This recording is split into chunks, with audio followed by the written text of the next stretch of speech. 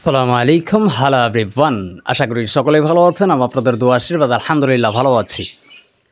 আজকের ভিডিওটা very very very very interesting হতে চলছে। অনেক বেশি এনজয় করবেন, অনেক কিছু জানতে পারবেন, অনেক কিছু শিখতে পারবেন আজকের ভিডিওতে। অ্যালন মোরাদ ভাই প্রথমেই প্রশ্ন করেছিলেন পোকো M7 Pro ভিডিতে কবে আসবে অফিসিয়াল। মোটো S50 নিও অফিসিয়াল আসবে কিনা। 3 নম্বর প্রশ্ন করেছেন OnePlus Nord CE4 Lite, এইটা যারা কিনছে তাদের গ্রিন লাইন আসছে কিনা বা আসবে কিনা, এবং পোকো M7 Pro এটা কাদের জন্য কেনা উচিত, কাদের জন্য কেনা উচিত না, এই সব বিষয় নিয়ে আজকে বিস্তারিত কথা বলার চেষ্টা করব। পোকো M7 Pro 5G এই স্মার্টফোনটা ডিসেম্বরের মধ্যেই বাংলাদেশে অফিসিয়ালি চলে আসবে। দ্বিতীয় নম্বর প্রশ্ন করছিলেন মোটো S50 নিও অফিসিয়াল আসবে কিনা। না প্রিয় ভাই, মটোরোলা মোটো S50 নিও অফিসিয়াল আসবে না। এটা যদি আপনি কিনতে চান তাহলে অবশ্যই আনঅফিসিয়ালি কিনতে হবে। শুধুমাত্র এইটা না, মটোরোলার কোনো ডিভাইসই কিন্তু অফিসিয়ালি আসে না। তার মধ্যে অনেকগুলো কারণ আছে, সবগুলো তো আর বলা যাবে না। তার মধ্যে প্রধানত যে কারণ সেটা হচ্ছে মটোরোলার প্রতিদ্বন্দ্বী বেশি। তো মার্কেটে কিন্তু অনেকগুলো প্রতিদ্বন্দ্বী স্মার্টফোন, যেমন রিয়েলমি আছে, ভিভো আছে, ওপ্পো আছে, এরপরে স্যামসাং আছে, অ্যাপেল আছে, ঠিক না? অনেক নামি দামি ব্র্যান্ড কিন্তু আছে। মটোরোলা বিশাল বড় একটা ব্র্যান্ড কিন্তু, এটা মনে রাখবেন। এদের না আসার পিছনে কারণ হচ্ছে অফিসিয়াল না আসার পিছনে কারণ এদের প্রতিদ্বন্দ্বিতা বেশি। প্রতিদ্বন্দ্বিতা থাকার কারণে এদের ফোনের যেহেতু প্রাইস বেশি হয়, তুলনামূলক কিন্তু প্রাইস বেশি হয়। টেকনো, ওয়ালটন এদের চেয়ে, স্যামসং, এরপরে রিয়েলমি, ভিভো এদের চেয়ে তুলনামূলকভাবে দেখবেন মিলাইয়া যে প্রাইস অনেকটাই হাই হয়ে থাকে, কিছুটা হলেও বেশি থাকে। তো প্রাইস বেশি, এটা প্রাইস বেশি কেন? কারণ হচ্ছে মটোরোলার ইউআই স্টক অ্যান্ড্রয়েড যে দিয়া দেয়, এই স্টক অ্যান্ড্রয়েডের ক্ষেত্রে তাদের অনেকটাই খরচ করতে হয়। একটা ক্লিন ইউআই আপনাকে উপহার দেওয়ার পিছনে অনেক ত্যাগ, অনেক খরচ আছে। তো এই খরচগুলা যখন অফিসিয়াল মার্কেটে লঞ্চ করবে ফোন, তখন আনঅফিসিয়াল ফোনের চেয়ে অফিসিয়াল ফোনের দাম যে হারে বাড়ে, তো এইটা মটোরোলার ডিভাইসের দাম আরও অনেকটা হাই হয়ে যাবে। তখন আমাদের অনেকেরই কেনার সাধ্যের বাইরে চলে যাবে। তো যেই কারণে মটোরোলা ক্রেতাদের সুবিধা চিন্তা করে এখনও অফিসিয়ালি বাংলাদেশে আসে না, বা ভবিষ্যতে আসবে কিনা এটাও এখনও বলা যাচ্ছে না। এই হচ্ছে মটোরোলা S50 নিও অফিসিয়াল আসবে কিনা তার জবাব। এই কারণেই মূলত মটোরোলা অফিসিয়ালি আসে না। তবে হ্যাঁ, আপনি যদি অনলাইন কোনো জায়গা থেকে সোর্স খুঁজে থাকেন যে অফিসিয়াল ওয়ারেন্টি মানে আনঅফিসিয়াল ওয়ারেন্টি সহ, তো তাহলে অনেকগুলো পেজ আছে। আমি আজকেও কথা বলছি টেকি ই স্টোরের সাথে, ডেসক্রিপশন বক্সে তার লিঙ্ক দেওয়া থাকবে। ওরা যেটা বললো যে আমরা 10 দিনের রিপ্লেসমেন্ট গ্যারান্টি দিয়ে থাকি এবং 1 বছরের সার্ভিস ওয়ারেন্টি দিয়ে থাকি। এটা আপনার অবশ্যই মেমোতে লিখিত দিবে তারা। তো কোনো ধরনের কোনো প্রবলেম হইলে অফিসিয়ালি যেভাবে ওয়ারেন্টি সার্ভাইভ করেন পেয়ে যান, সেক্ষেত্রে আনঅফিসিয়ালি কিনলেও কিন্তু সেভাবেই পেয়ে যাবেন। অবশ্যই ট্রাস্টেড শপ থেকে নেওয়ার ট্রাই করতে হবে। তারপরেও আমি একজনের লিঙ্ক ভিডিও ডেসক্রিপশন বক্সে দিয়ে দিলাম, ইনশাল্লাহ চেক আউট করে নেবেন। 3 নম্বর প্রশ্ন করছিলেন OnePlus Nord CE4 Lite, এইটাতে গ্রিন লাইন আসছে কিনা যারা কিনছে। হ্যাঁ, অনেকের গ্রিন লাইন আসছে, আবার অনেকের আসে নাই। আমার বাসার পাশে 2 জন স্মার্টফোনটা ব্যবহার করে OnePlus Nord CE4 Lite, এদের কিন্তু গ্রিন লাইন আসে নাই। তো অনেকের গ্রিন লাইন আসছে, আবার অনেকের আসে নাই। এই দুইটা স্মার্টফোনে একজনের গ্রিন লাইন আসছে আর একজনেরটা আসে নাই, অথচ ফোন একই। এর পিছনে রিজন আছে। মূলত 5টা কারণে ওয়ানপ্লাসের এই স্মার্টফোনগুলোতে গ্রিন লাইন দেখা যায়। শুধুমাত্র এটা না, যেহেতু অ্যামোলেড ডিসপ্লে মানে একটা রিস্ক থাকে, আর ওয়ানপ্লাস তো গ্রিন লাইনের গোডাউন, এটা নতুন করে কিচ্ছু বলার নাই। তো যেই 5টা কারণে গ্রিন লাইন আসতে পারে, 1 নম্বর হচ্ছে ডিসপ্লে যদি ওভারহিটিং হয়ে যায়। ডিসপ্লে যদি ওভারহিট করে সেই ক্ষেত্রে গ্রিন লাইন আসার সম্ভাবনাটা অনেক গুণ বেড়ে যায়। দ্বিতীয়ত হচ্ছে মোবাইল ওভার চার্জ। মোবাইল যদি অত্যাধিক বেশি চার্জ করেন সেক্ষেত্রে মোবাইল হিট হবে, প্লাস ডিসপ্লেও হিট হয়ে যাবে, তখন দেখা গেছে ডিসপ্লেতে গ্রিন লাইন চলে আসতে পারে। 3 নম্বর হচ্ছে কন্টিনিউয়াসলি যদি গেমিং করেন, গেম খেলতেছেন তো খেলতেছেন, আর কোনো চিন্তা ভাবনা নেই, লাগাতার খেলতেই আছেন, সেক্ষেত্রে ডিসপ্লেটা হিট হবে, এমন গ্রিন লাইন চলে আসতে পারে। 4 নাম্বার হচ্ছে সফটওয়্যার আপডেট। এই সফটওয়্যার আপডেট দিলে গ্রিন লাইন চলে আসতে পারে। অনেকেই আবার সফটওয়্যার আপডেট দেওয়ার পরেও কিন্তু গ্রিন লাইন আসে নাই। এখন এইটা সফটওয়্যার আপডেটের যে ব্যাপারটা, সেটা আপনি কিসের উপর ছাইরা দিবেন? ভাগ্যের উপর ছাইরা দিতে পারেন। কপাল ভালো থাকলে গ্রিন লাইন আসবে না, কপাল যদি খারাপ হয় আপডেট দেওয়া মাত্র গ্রিন লাইন চলে আসতেও পারে। 5 নাম্বার হচ্ছে ডিসপ্লে রিপ্লেসমেন্ট। ডিসপ্লে হঠাৎ করে নষ্ট হয়ে গেছে, ড্যামেজ হয়ে গেছে, আপনি রিপ্লেস করছেন, নতুন করে লাগাইছেন, সেক্ষেত্রে অরিজিনালটা কিন্তু আর থাকলো না, সেক্ষেত্রে আপনার ফোনে গ্রিন লাইন আসতে পারে।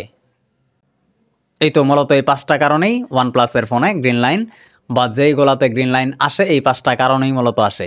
তো এই 5টা কারণ যদি আপনারা বাছাই করে জ্বলতে পারেন ভালো করে, ইনশাআল্লাহ আশা করা যায় তেমন একটা গ্রিন লাইনের মালিক আপনারা হবেন না।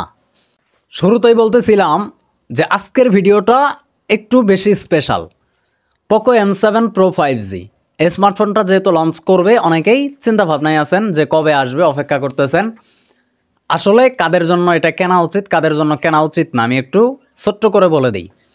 1 নাম্বার হচ্ছে গেমারদের জন্য এটা চয়েস করা উচিত। মিডিয়াটেক ডাইমেনসিটি 7025 আলট্রা আছে, 6GB 8GB র্যাম আছে। বড় ধরনের র্যাম থাকার কারণে যারা মোটামুটি মিডিয়াম গ্রাফিক্স সেটিংসে গেম খেলতে চান তারা এই ফোনটা চয়েস করতে পারেন। দ্বিতীয় নাম্বার হচ্ছে কন্টেন্ট ক্রিয়েটরদের জন্য। 6.67 ইঞ্চির full HD plus AMOLED display আছে, 120 হার্জ রিফ্রেশ রেটও আছে, 50 মেগাপিক্সেলের প্রাইমারি সেন্সর এবং 20 মেগাপিক্সেলের ফ্রন্ট ফেসিং তথা সেলফি থাকার কারণে মোটামুটি ক্লিয়ার ভিডিও দিতে পারে। আর এটাতে যেহেতু ওআইএস আছে, ভিডিওটা স্টেবল হবে। অবশ্যই কন্টেন্ট ক্রিয়েটর ক্যামেরার দিকে যদি আপনার ফোকাস থাকে, সেই ক্ষেত্রে অবশ্যই এর ব্যতিক্রম কিন্তু আশেপাশে অনেকগুলো ডিভাইস আছে এই দামের মধ্যেই। যেহেতু পোকো M7 Pro 5G এই স্মার্টফোনটা 25,000 টাকার মধ্যে আসবে অফিসিয়ালি। তো 25,000 টাকায় আসলে 25,000 টাকা এই ডিভাইসের সাথে টেক্কা দেওয়ার জন্য শুধুমাত্র ক্যামেরার দিকেই যদি আপনার ফোকাস হয়, পারফরমেন্স একটু দুর্বল হইলেও চলবে, তাহলে আমার মনে হয় না যে এটা নেওয়া আপনার জন্য ঠিক হবে। বরং ব্যতিক্রম কোনো রাস্তা দেখেন তাহলে ভালো হবে। 3 নাম্বার হচ্ছে যাদের বাজেট কম, যাদের বাজেট 20 থেকে 25,000 টাকার মধ্যে লক, তারা এই স্মার্টফোনটা চয়েস করতে পারেন। পোকো M7 Pro 5G এই স্মার্টফোনটা যাদের জন্য কেনা উচিত না, যারা হাই গ্রাফিক্স সেটিংসে গেমস খেলবেন, হাই গেমার, আপনি অনেক বেশি গেম খেলেন, তাদের জন্য এই স্মার্টফোনটা অ্যাপ্রোপ্রিয়েট হবে না। 2 নাম্বার হচ্ছে প্রিমিয়াম ফটোগ্রাফি বা ভিডিওগ্রাফি যারা করেন, প্রিমিয়াম ফটোগ্রাফি ভিডিওগ্রাফির জন্যও এই স্মার্টফোনটা না। যদি চান যে টুকটাক ভিডিও শ্যুট করবেন, টুকটাক কন্টেন্ট ক্রিয়েট করবেন, সেক্ষেত্রে ঠিক আছে। বাকি যদি প্রফেশনালি একদম হাই রেজলিউশনে করতে চান তাহলে এটা করতে পারবে না। এটা অবশ্যই কমতির দিক, অবশ্যই খারাপ দিক। 3 নাম্বার হচ্ছে সফটওয়্যার আপডেট যারা চান, যারা চান যে আমার ফোনে নিয়মিতই সফটওয়্যার আপডেট আসুক, তারা এটা পরিত্যাগ করতে পারেন। কারণ হচ্ছে এইটার সফটওয়্যার আপডেটের জন্য বেশ কিছুটা অপেক্ষা করতে হবে বলে আমার মনে হচ্ছে। দ্রুত সফটওয়্যার আপডেট আসবে না, সেক্ষেত্রে আপনার একটা প্যারা নিতে হবে যে আমার ফোনে কেন সফটওয়্যার আসে না, সফটওয়্যার হইতেছে না ইত্যাদি, আপডেট আসে না কেন ইত্যাদি ইত্যাদি। এখন পোকো M7 Pro এটার সুবিধা এবং অসুবিধাগুলো একটু বলে দিই। সুবিধা, ডিজাইন এবং বিল্ড কোয়ালিটির কথা বলতে গেলে প্রিমিয়াম ফিনিশিংয়ের ডিজাইন দেওয়া হয়েছে এবং স্লিম ডিজাইন, যে কারণে হাতে ধরতে কমফর্ট ফিল করবেন, অনেক বেশি আরামদায়ক মনে হবে, অনেক বেশি আরাম পাবেন। পারফরমেন্স সেন্ট্রিক যদি কথা বলি, ডাইমেনসিটি 7025 আলট্রা আছে, এটা ভালো। 3 নাম্বার হচ্ছে 6.67 ইঞ্চের অ্যামোলেড প্যানেল আছে, 120 হার্জ রিফ্রেশ রেট থাকার কারণে যা মূলত ডিসপ্লেকে মসৃণ একটা ভিজুয়াল গ্রাফিক্সে দেখাইতে পারবে, অভিজ্ঞতা প্রদান করতে পারবে। আপনি যখন ভিডিওগ্রাফি দেখবেন, কোনো কন্টেন্ট দেখবেন, তখন কালার কারেকশন বলেন, কালার কোয়ালিটি বলেন, এরপরে মসৃণ যে ভিজুয়াল ইফেক্টগুলো আছে সেইগুলো অত্যন্ত ভালো করে অভিজ্ঞতা প্রদান করতে পারবে আপনাকে, এটা নিশ্চিত থাকতে পারেন। 4 নাম্বার হচ্ছে বড়সড় একটা ব্যাটারি আছে 5100 mAh এর এবং 45 ওয়াটের ফাস্ট চার্জার থাকার কারণে ব্যাটারিটা দ্রুত চার্জ হয়ে যাবে। 5 নাম্বার সুবিধা হচ্ছে ক্যামেরা আছে 50 মেগাপিক্সেলের, সামনে 20 মেগাপিক্সেলের একটা ফ্রন্ট ফেসিং তথা সেলফি ক্যামেরা। অসুবিধার কথা বলতে গেলে সফটওয়্যার বাগ, MIUI সফটওয়্যার বাগের ব্যাপারে অনেকেই কমপ্লেন করছে, অনেকের কমপ্লেন আছে যে আপডেট দেওয়ার পরে MIUI খারাপ করে দেয়, ক্যামেরা খারাপ করে দেয়, পারফরমেন্স খারাপ করে দেয়, পারফরমেন্স ড্রপ করতে থাকে, ফ্রেম ড্রপ করে, ল্যাগ করে, হ্যাং করতে থাকে। অনেক ধরনের কমপ্লেন কিন্তু আমাদের কাছে এখনও জমা আছে, আশেপাশে অনেকের কাছ থেকে এখনও শুনতে পারেন, অথবা সোশ্যাল মিডিয়া যারা ব্রাউজ করেন তারা অলরেডি জেনে ফেলেছেন যে MIUI এর ব্যাপারে কী পরিমাণে কমপ্লেন আছে। অতএব সফটওয়্যার বাগের ব্যাপারে নিশ্চিত থাকতে পারেন যে আপডেট দিলেই ফোনটা খারাপ হয়ে যাওয়ার সম্ভাবনা আছে। অতএব আমি সাজেস্ট করব পোকো M7 Pro 5G যারা নেবেন তারা একটু ভাইবে চিন্তা নেওয়ার ট্রাই করবেন। 2 নাম্বার হচ্ছে 25,000 টাকার একটা ফোন কিন্তু ডুয়াল স্পিকার না থাকা।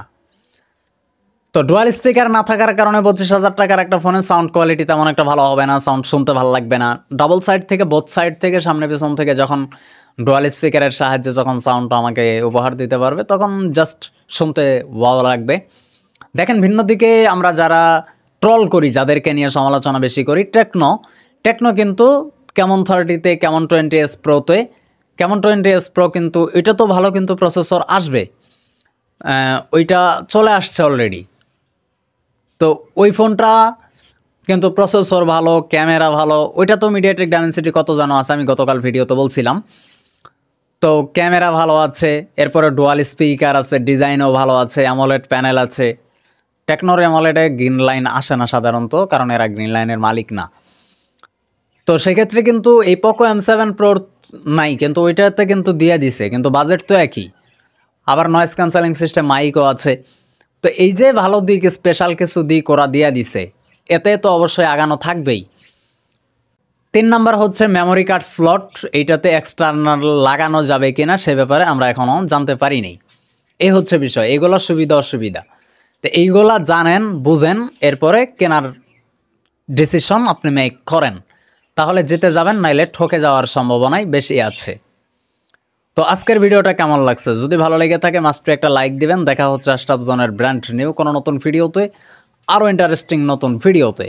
এ পর্যন্ত সকলেই ভালো থাকবেন, সুস্থ থাকবেন। ধন্যবাদ সবাইকে। আল্লাহ হাফেজ।